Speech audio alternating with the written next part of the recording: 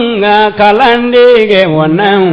kala matalla harake chubudon dame huyo ay jonga kalandige nauma kada matilla harake chubuyadon mumini huyo aga jonga kalandige wonam kala matalla harake chubudon dame huyo ay jonga kalandige أعوذ بالله من الشيطان الرجيم بسم الله الرحمن الرحيم الحمد لله رب العالمين والصلاة والسلام على أشرف المرسلين سيدنا محمد وعلى آله وأصحابه وذريته ومن والاهم السلام عليكم ورحمة الله وبركاته رجو ماجرى نور الدين لا ملك لا بلجلي مالكنا أن مالكوكا ambe aw fo ni islamiya ka foliye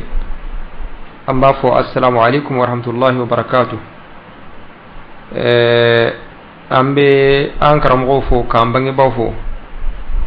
dante foli mina kanyina allah subhanahu wa ta'ala fe ala kambe sobama anga fota nanga kitab bela jilena ala kan sabati chinyaka ya rabbi ala kan faaka ala kan kunaka ala ka allabanya ala ka hamna kun qoya adugulena akena kanta مفهوم البدعة لدكتور عبد الإله العرفج عمك عليه كتابه تاكا كم السلسلة أمي الله سبحانه وتعالى دلي أيا دمنا شو من هرلا على كلا هرلا أفو شو نيما على كون نغيا لما شو نيما نفهم شو نيما على كون نغيا لما يكلو فناي kitabun lana kumin kama ngane nyuma min kama ambe Allah subhanahu wa ta'ala dile alakan lanyinin sabati ya rabbi alakan lanyinin sabati wal handate menena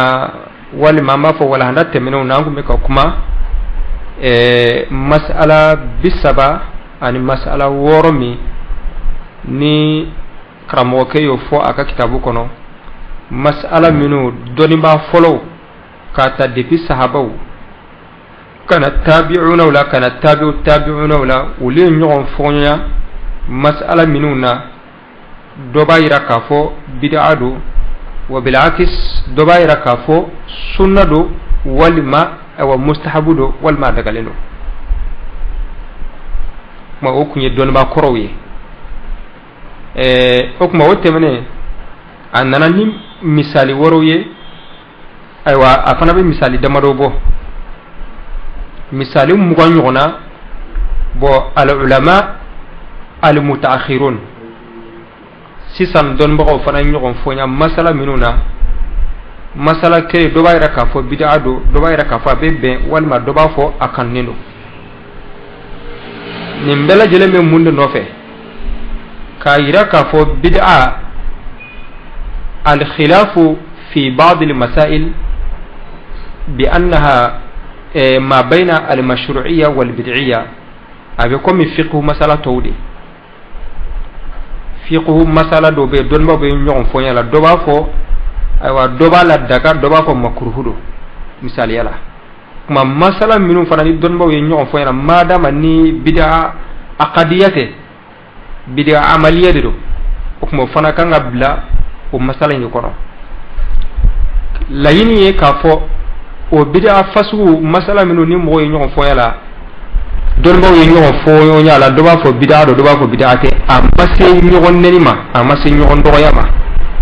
ina fa me ñoo fo nya dina masala to la cugumina bela jidi mete meni tay itu ra karamo min no fo ya fa ko de barake noyi a tese ñoo ndo yama a tese ñoo kon yama a tese ñoo la gushima okuma kitabu yere lan kunye odiye anga ñogon kal la zura mine o masala minuna masala minu fora kateme masala bisaba ani woro dankelo de ñogon fo ñoyala do bayra ka fa kanino do bayra ka fa bidado mais o ma ñogon juguya amuka foitie amuka balima tie amuka furusa ama foitie o ka dina ko la ma foitie o ka nyana ma ko la kuma fana kango tasira de ta nango kango salafu salihuna no fe an kan ko batu ka fem bela jelendela an gana dota ka doto donc adabul khilaf uyo usi adana uyo nyon fo ya masala chamana ma mafuci ma fana kango ori ladige okuma ori kama na ni masala mu ga wore bo do se ka fo a uyo nyon fo ya masala do la do ko bid'a do ba ko bid'a ke bo o ya soro usulu qaida o ma sigi senga kosobe misali ala do se ko fo mais si ça donne ko ni fema boire la fin de la faraka bli donne ko ni dore be ka boire no te ko ni fin de la faraka bli okuma si ça dormo al mutaakhiruna ulum manga nyon fonya masala kena do ba fo bid'a do dog awa do ka fo bid'a ke ma normalement do se ka fo okuma manga ke aywa okuma kida tigi ya ira ka fo de kera koy masala mugambe no masala mugay al ulama al mutaakhirun wi ñogon foña la do bayra ka fo bid'a do bayra ka fo aywa e bid'ate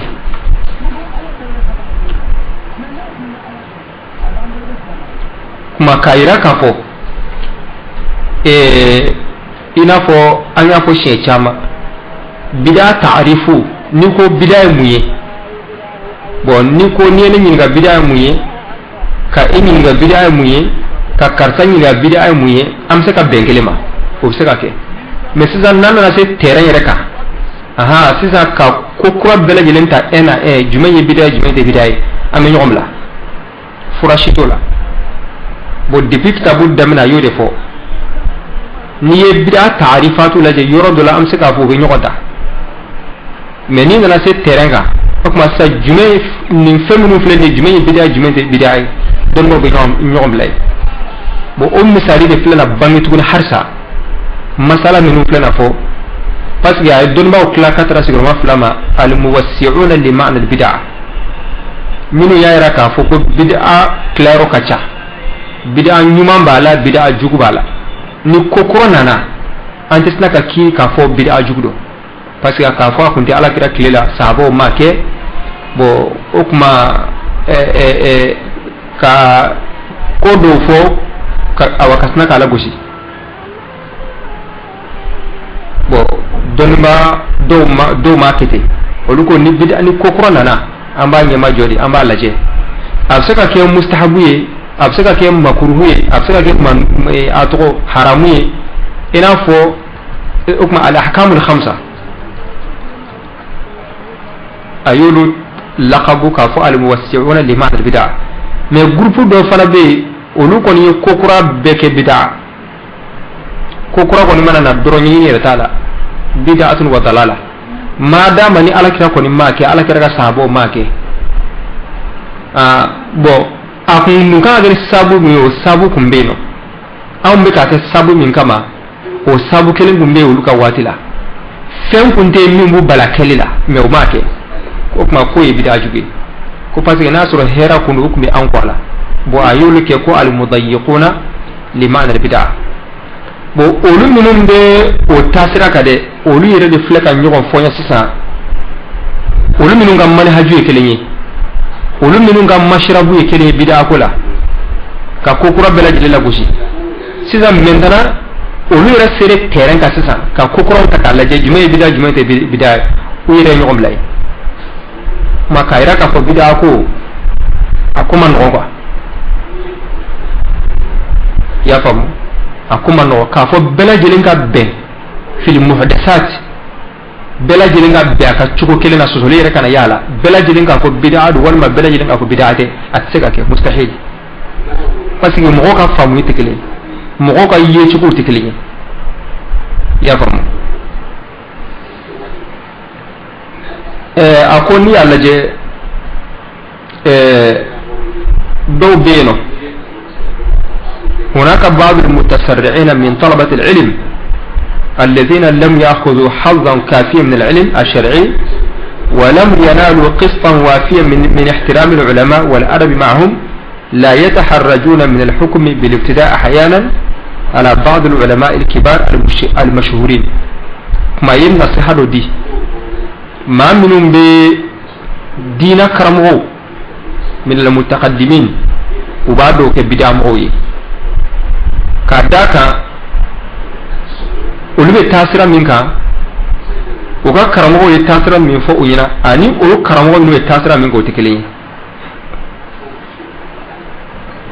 فلو بينو ولو كا كرمه يانفو هنا كفو بدعي بدعة دلالة وكما هرمو يا عالمو مي دين دنكلي مي نابي كو فنكه كفو كا اجتهاد يا يرالا كفو بدعته ولو تودو parce que fɛn dɔ bɛ yen nɔ ni kalanna de ni kalanna ka taa yɔrɔ jan i b'olu ye mais alimubutadi o t'o dɔn dɛ o tuma o ja bɛ gɛlɛya k'a fɔ o karamɔgɔba ninnu ma ko bid'a mɔgɔw don k'a d'a kan u ye fɛn dɔ ladaga walima u bɛ ka fɛn dɔ kɛ olu y'a mɛn o karamɔgɔ la de k'a fɔ o ye bid'a ye dɔ bid'a to dala la wa ni mɔgɔ mɔgɔ y'o kɛ i bɛ se k'a fɔ a tigilamɔgɔ ma ko bid'a mɔgɔ o kama nin karamɔgɔba ninnu u t'u dɔn i y'a faamu karamɔgɔba minnu ka dɔnni hara o shurute olu ka karamɔgɔ ninnu na u ja bɛ gɛlɛya u b'a fɔ o ma ko bid'a mɔgɔw a ye misali dɔ te a ko i n'a fɔ al-Izz ibn Abdussalam ani al-Imam an-Nawawi n yɛrɛ delila k'a ye sɛbɛn fɛn dɔ kɔnɔ ko al-Imam an-Nawawi ko hakada ko bid'a mɔgɔ don al-Imam an-Nawawi a ti sakal al-Imam an-Nawawi صحيح مسلم شرح صحيح مسلم المؤلف الإمام النووي دي رياض الصالحين المؤلف الإمام النووي دي نيكو يبدي أمغي قلت لما ما كما يرى وما كما دين يرى سادري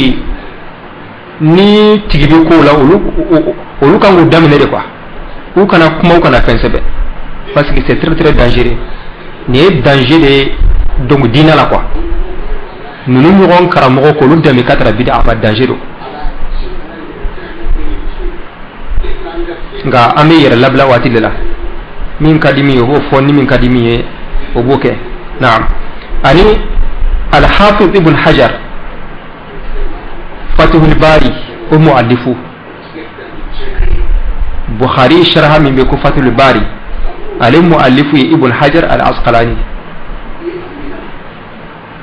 do ba ko bid'a moy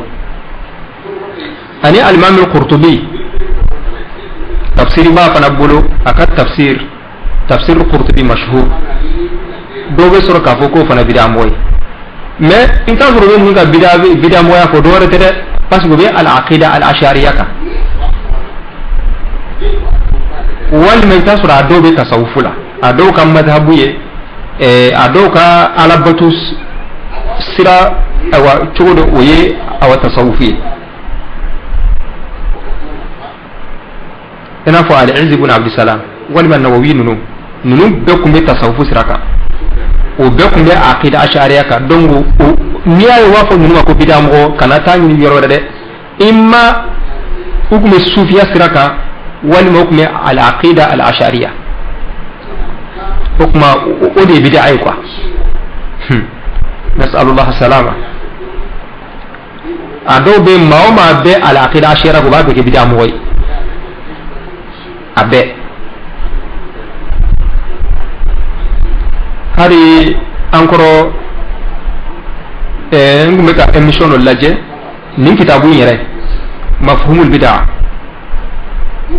a nana Kuwait u ye halqa dɔ sigi bon ka ɲininka kitabu ko la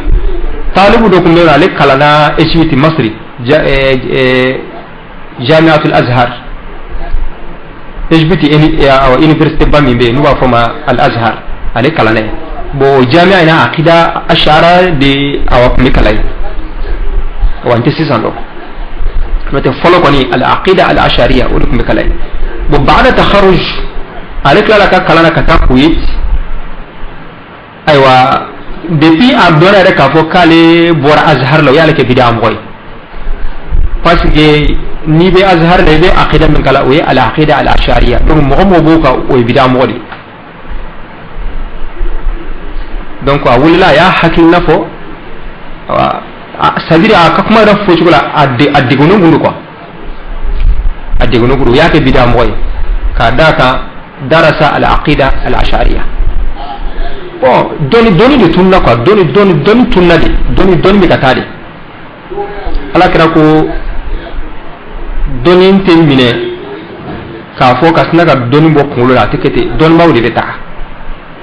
don bawo beta de don ala be don bawo ni mino beta don ni du ko be to sa haka juhal ite fendo aywa ita do fana ka fi ite fendo al jahl al murakkab bo o de be kana don quoi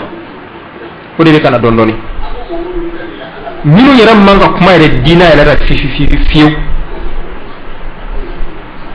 aywa o le be ka te dina nyomo ye ambe Allah subhanahu wa ta'ala dil ala kambe sababa ani ibn jawzi na nyono wa ghayruhum rahimahullah kuma ibaye ka kitabu nindo kono ko ne bida mo ye bon kuma ni munu kera bida mo jome kishi mamin jamana sega gela ka fon nunu ma ko ne bida mo ye kuma jome kishi ma shi kishi udabarama ma da Allah subhanahu wa ta'ala dil ala kambe sabama hukuma ako ma minu ga tabulo niye dina dankelo dina karamo mo minu yishi bela jelen ke umadu ala kashila mo minu yuka duruki bo dina ndemeli kama ka ikhlasu ke chogo bela jelena ko yira tanga ala ka haramun dorme kene atu kono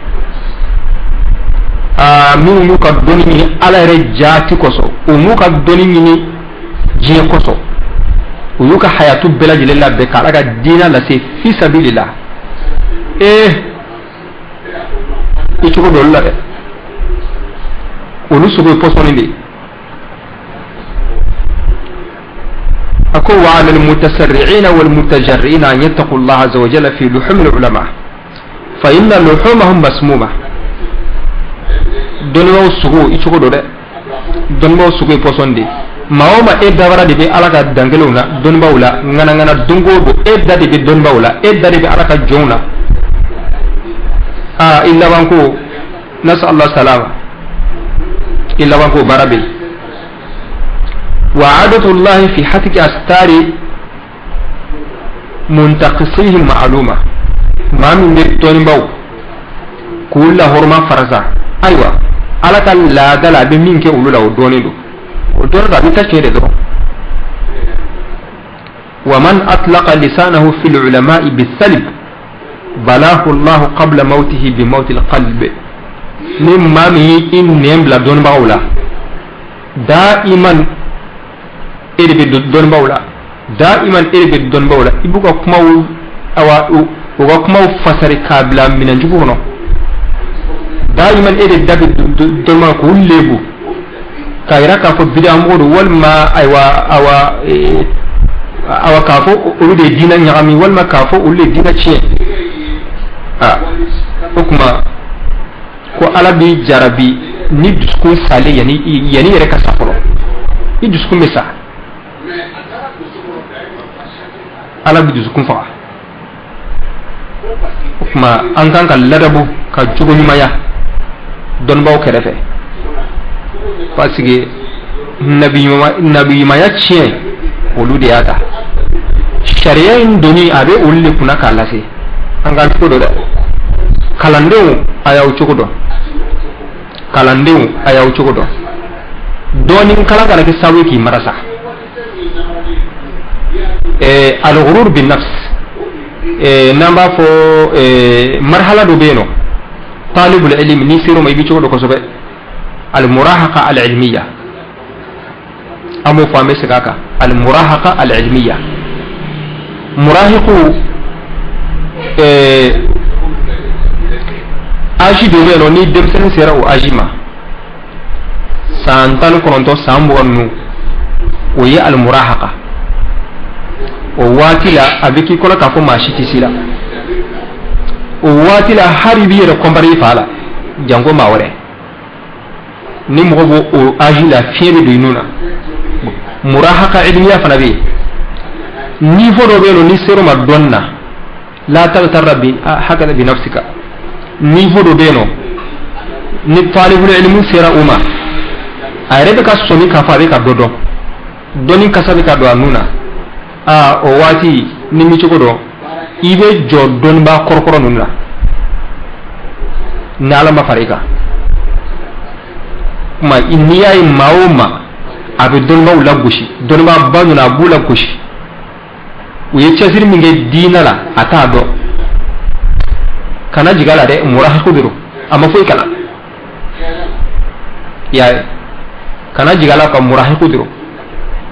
note mo min fale do donna ite sugala kwa ite har sugala jangi kafo parce que don yini re senge mi bala ni ni talifu minge dinala kitabu julidla iya kitabu julidla wallahi mununga kitabu dlani aka di madro kika a copier tro ikana do rekere o yek kitabu modro ka di makika copier itese ka di madro kika copier baro ka fo a shela barabi kitabu joli do mujalladu haka ida sura kitabun do mujallad yiriga o yekele ndoro o joli minu ka hayatu bela jelen be ala ka dina khidi malima e mana wuli da bulula wal iyaz billah kuna wa ta mashiniro manga sabali anga sabali nama se ko tay nyona ke angu yekutoy nama se ko tanu ko defa anga wula gushi mais nimbe folendo ko jiya laban tese folom laba mo be mo folo la gushi donc amba klela hari alman malik minu nyono makishi alman malik minu subhanallah ambe allah subhanahu wa ta'ala dili ala ka donba ala ko bunya irana ala kana nga to asi umma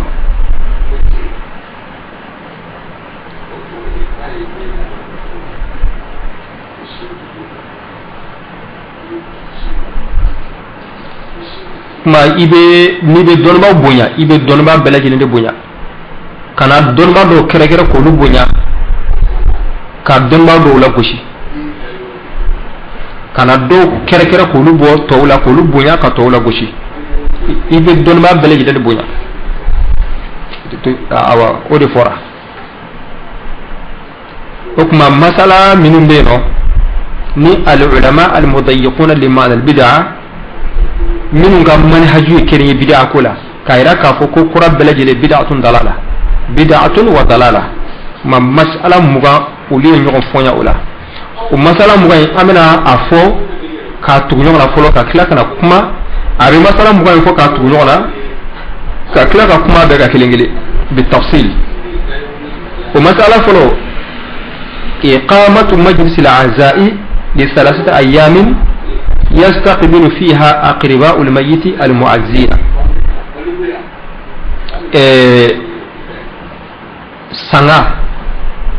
sanga bonda sigi ako laradu beno ni ma fatura za shuka mo abad masunu ube kile saba sigi ke o kile saba sigi kunye aywa mo min mena duwudona unasoro ma obe dukono mo be kile saba sigi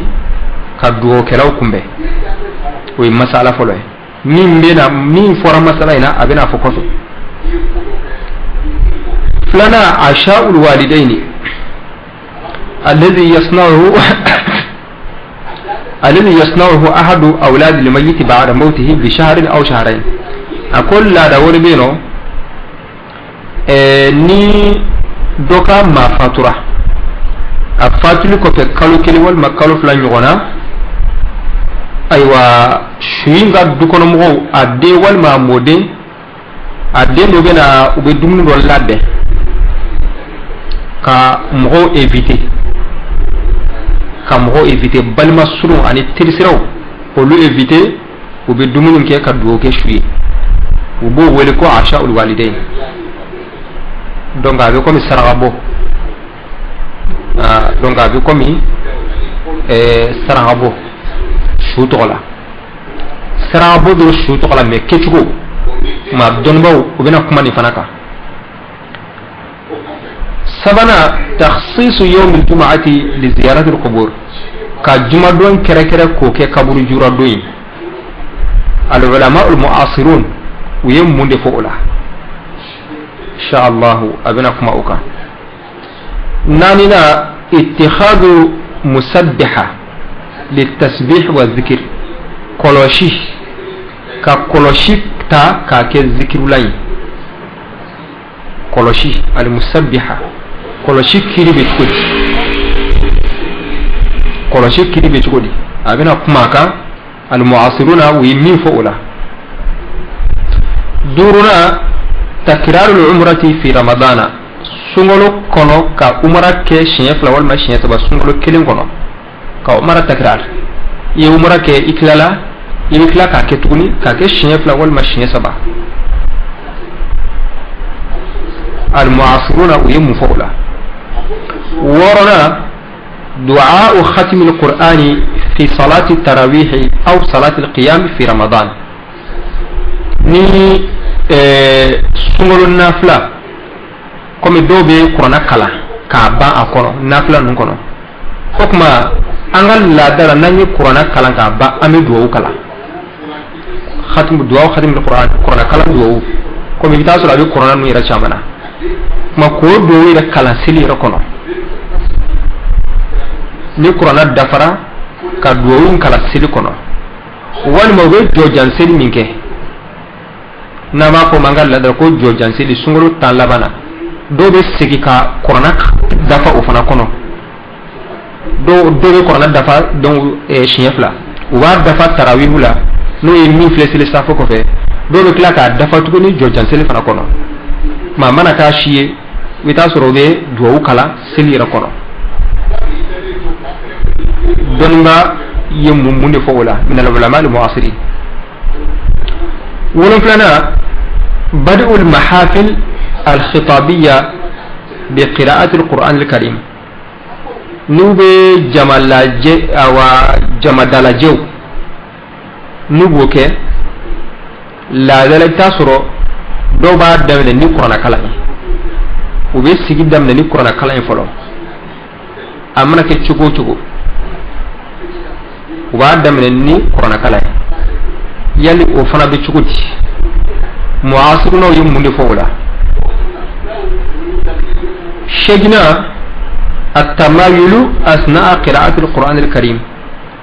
kiyere ni be ka Qur'an kala ki jenge jenge ita soro kala ndindo no be ka Qur'an kala kergara nyala e durs kala ndi wakacha o le fe ko so be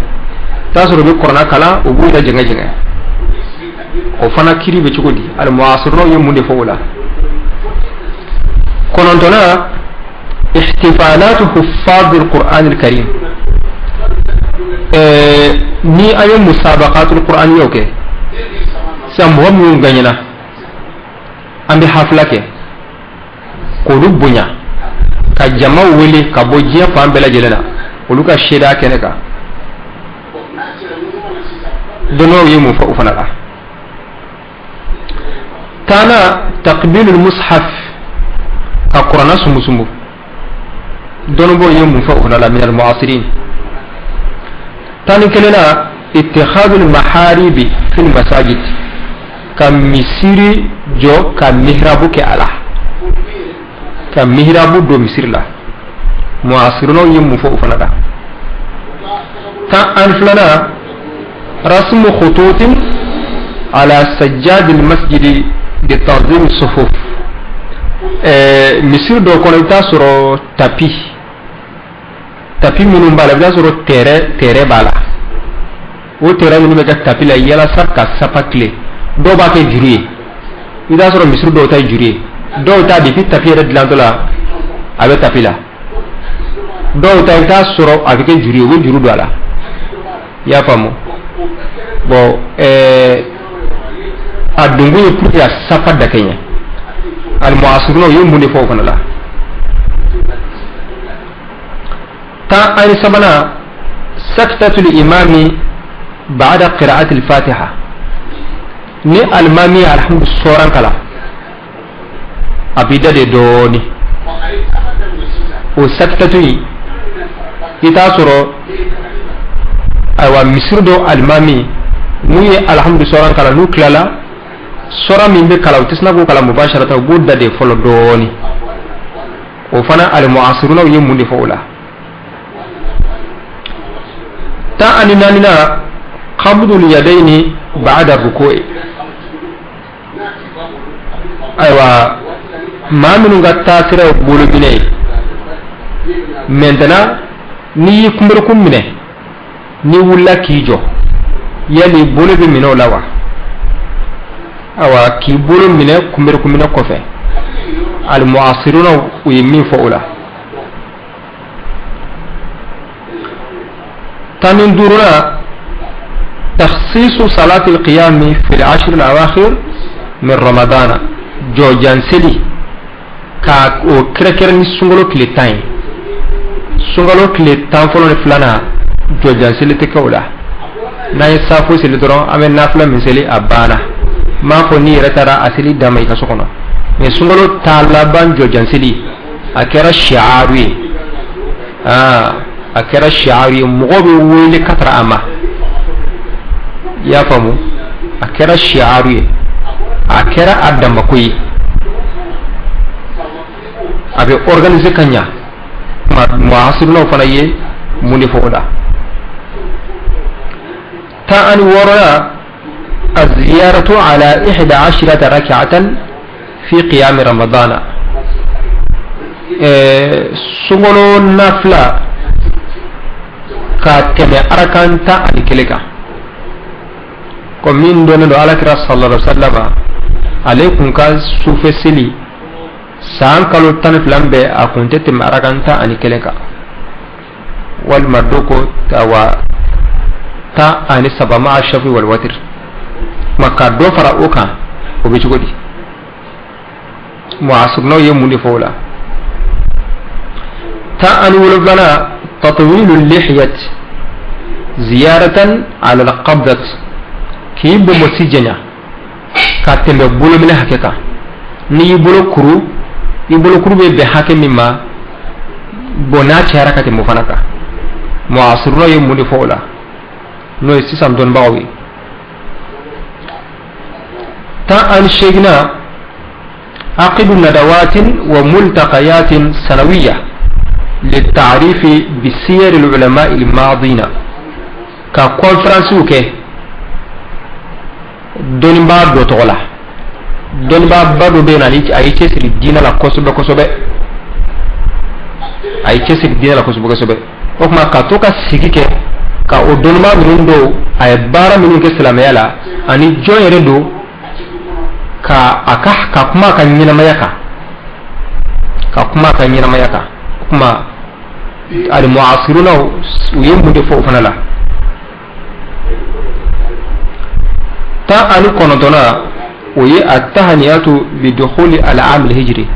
ni hijra sanyele mara ka duwoke ala ka sawreta irana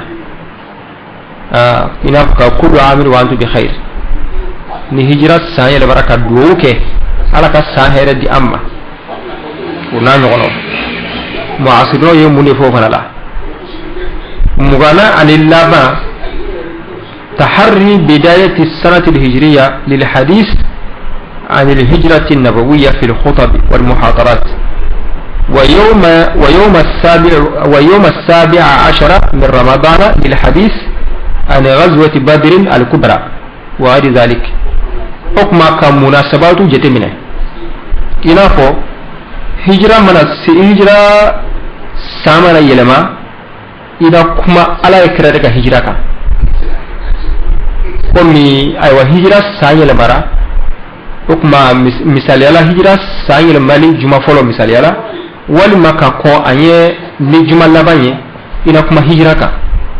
ala kira ka hijra ka kuma uka awa khutbala wali maka muhadara do sigo kama ka wajil kala do sigo kama bu chugudi ni sungolo ta ani wolon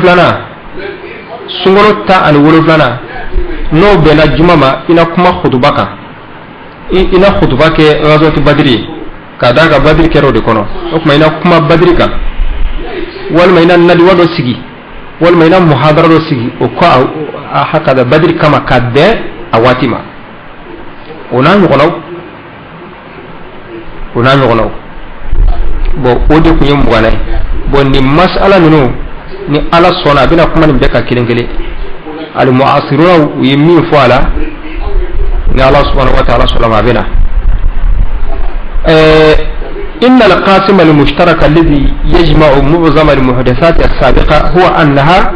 من أفعال الخير التي لم ينقل لنا عن السلف الصالح أو كثير منهم أنهم فعلوها بهذه الكيفيات المعهودة في زماننا. أقول لي على جه فينكر من سكان كوكرا مغان بلد لين فرنيوانكا ودي كافو فين موندو ني على جه ظاهر لا بارن موندو بارن موندو mais salafu salihina no e mo man tem onye sahaba ani mo ngom mbolu ko fe bon avec ke chuko mina sa on fe uluma kete ambe ka ke chuko mina uma ke refiu wali ma uma ke anga ke chuko ina o kon sitati wala mais kafarauka faqad ikhtalafa fi mashru'iyatiha aw faqad ikhtalafa في مشروعيتها أو بدعيتها كبار العلماء المعاصرين المضيقين لمعنى البدعة. أقول ربنا توتا سيسان دون مغو بو ولي نيون فويا مسألة نونا دبا فو بدعة دبا فو كاذبة مع أنهم يلتزمون قاعدة واحدة كاسو بلد لنا تافن كلمة قاعدة كلمة بو أولو بدعة كلها وهي أن كل محدثة من المحدثات الدينية قام مقتضاها وانتفى مانعها وتركها السلف الصالح فهي محدثة أيوة مبتدعة لأنها لو كان خيرا لسبقونا إليها ومن ثم فإن التعبد بها هو من تشريع ما لم يأذن به الله لأن العبادات توقيفية وقاعدة من بي أبور بدعة كلها أولفلني قاعدة من بي أبولو بدعة كلها أولفلني ودي كافو kokura na koni be ke dina de kono ni dina kodo bo sa aw be ka ke sabu miye aw be ka ke kumin kama o kunkumbe salafu salano ka wazila aw be ka ke min kama o sabu kumbe bo semu bale akeli la fana semu bale akeli la no bena to ya toy ma oluga famula o de bidai koko ni dina kodo aw be ka ke ni sabu mi o sabu kumbe o fana ka watila mais o ma ke fen fana mu bala kelila ma ko de bidai parce que na ya soro akun kan o kumbe an kwala na soro kan o kumbe an kwala o kuma o mana ke fen sa ni ala batini oye o be komi yi ala batini fen ala ma min ke shari'a bo o kuma yi kojugu bake parce que ala batu ko tawqifiya mogote ala batu ni fengi yerema ala mana fo mi ika batu ni femi ibo de ke ni ala ma mi fo ibo to bo o kuma ni ni bela jele ka kun klenay aw bid'a ko la o bela jele men le fo no lu ma kero de fleka nyoko fo yan ni masala moyna ni mi mena da awkulo ka insha Allah do bayra ka fo bid'a do bayra ka fo awa bid'ate ha kayira ka fo kuma bid'a ko misna ka ngolo janka do fo ote ulum ni nga tasira ni bid'a ko la mais sita usira terrain ka sita ka kokoro ira ta ena ni bid'a wa do ba fo bid'a do ba fo bid'ate yayi أكو واختلاف أولئك العلماء المعاصرين المشهورين بتضييق معنى البدعة مع تطابق وجهة نظرهم حولها يعود إلى واحد أو أكثر من الأسباب التالية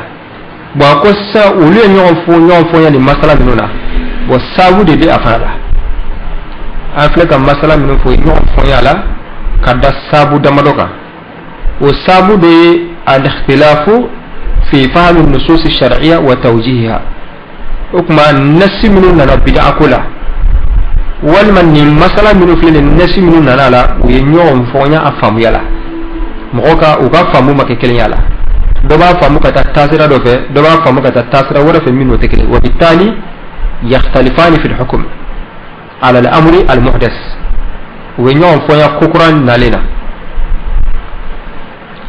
فلنا الاطلاع بعضهم على نصوص لم يطلع عليها الآخرون والمقصد كي كما كان بينه من الحديث مثال يرى دوي أو أمسي ما ورما نصو دو بينه دوي ما عليها كيرو فقط بي ونسينما ما ونسو مسي مغورما مين بالي فونيا ومسالينا كابسكا كي أفناي ko sabu sabana min ye kera sabu ye uye ɲɔgɔn fɔnya masala ninnu na tatbiqu qa'idati saddi az-zara'i saddu zari'a n'o ye ka kiri dɔ fɔ yɛrɛ cogo dɔn kama saddu zari'a ko n'a bɛ kɛ sabu ka kojugu dɔ senti k'o datugu o de ye saddu zari'a ye koko na beke sabu kanani nana kanani mushkila do e gasna ko datu shi kele ko bali wodi saddu zari'a bo yoro do la donno be barake ni ay donno barake nay naam hukuma taso be ñoo fo o fanala do be barake na do be hukumu do fo aywa saddan zari'a me do te barake noy nanina الاختلاف في كون المحدثة دنيوية أو ذات صلة بالدين ولا من تاسر كوكرا من فلني دوما فامو كافو جيكو دو نينتي دينا كوي دون على بكا كيري فكا دوما مي دوري باي بو ني علاقة با ني دينا شي أفسكا دو دينا كولا وفنا بي كيري دو فو أكا وجهة نظر لا وكا كيرو بي مقفونا أقول دورنا ملابسات أحاطت بالمحدثة المشروعة فجعلت بعضهم يصفها بالبدعة ولما أرسلت فمن دو بوشرا لا بيبي مي كودو دونا لا ني ما يامي كور دونا لا وكور كما دوبا فوق بدعة يعني مشروعة لا بيبي مي كور دونا لا وكور كما دوبا فوق بدعة وأقول قصص لي هذه هي أهم الأسباب هذه هي أهم أسباب اختلافهم ما كو bon ninde ye u ye ɲɔgɔn fɔ yan masala minnu na dɔ b'a fɔ bid'a dɔ b'a fɔ bid'a tɛ ko nin y'ala kunbaw ye naam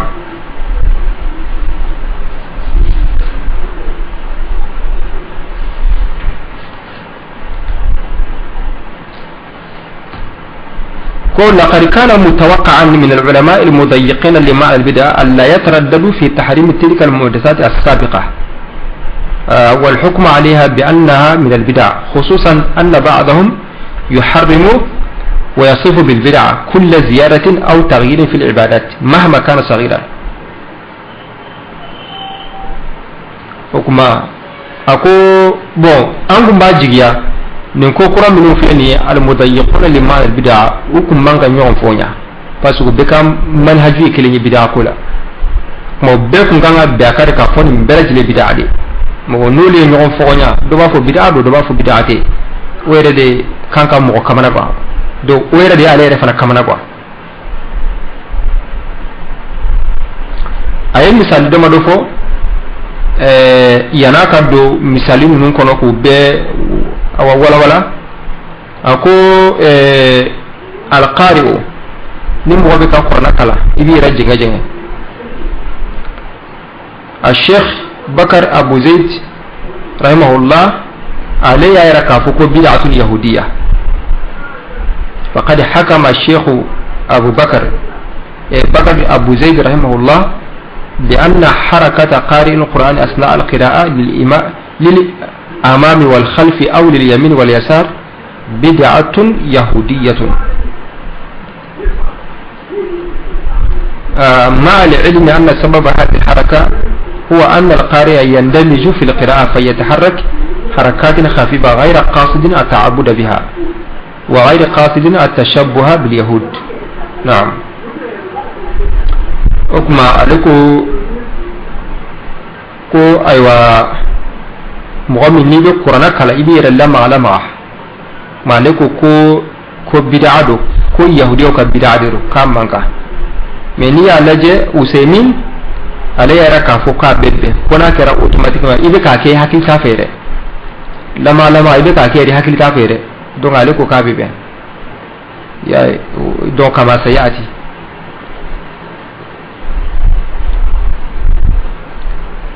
albani fana ale ko mɔgɔ minnu bɛ misiri tapi ka tɛrɛ ci a ka walima ka juru don a la ko ka saba tile ale ko bid'a don bal ale ko bal yajibu an takuna bid'atu dalala bi ijma' al ulama ale ko bid'a don ale ka ijtihad la ko la don ma yɛrɛ bɛɛ de kan ka jɛ k'a fɔ ko bid'a dalala don albani ko ten mais i bɛ taa sɔrɔ mɔgɔ wɛrɛ o b'a fɔ k'a bɛ bɛn. donc comme avec un misala do di antara ngara bla kamena ulu foyano insha Allah misali biwa mugay abena kuma be kan yefe kilin insha Allah taala ma minun ko bid'a do abu fo minun ko aywa bid'ate abu fana fo ma be Allah subhanahu wa ta'ala dili ala kambe sawabama ya rabbi fil qawli wal amal ala kambe sawabama fil qawli wal amal aywa ambe bitablano inshallah ni ala sona sigina tay amena masala nunu ndamne bizina subhanahu wa ta'ala alaka aywa shini kana di amma ya rabbi alaka labanya alaka hamira ko no alaka doni barkalen di amma ya rabbi alaka doni barkalen di amma ya rabbi doni min ban nafa ji an lahara alaka na doni ndamma doni be sabuye ka anturo ji an lahara ya rabbi doni mi ban yorma jinya alala alaka ngisoma ya rabbi. ربنا آتنا في الدنيا حسنة وفي الآخرة حسنة وقنا عذاب النار ربنا لا تزغ قلوبنا بعد إذ هديتنا وهب لنا من لدنك رحمة إنك أنت الوهاب ربنا اغفر لنا ولإخواننا الذين سبقونا بالإيمان ولا تجعل في قلوبنا غلا للذين آمنوا ربنا إنك رؤوف رحيم اللهم صل على سيدنا محمد وعلى آل سيدنا محمد وسلم سبحان ربك رب العزة عما يصفون وسلام على المرسلين والحمد لله رب العالمين والسلام عليكم. Makala matilla haratu goya seliji farida olu tadoni kalande denna makala matilla haratu goya seliji suna olu tadoni kalande denna makala matilla haratu goya seliji kabla olu tadoni kalande denna makala matilla haratu goya Telikunu farida umelutet oni kalande denna makala matilla haratu goya Wasani kono suna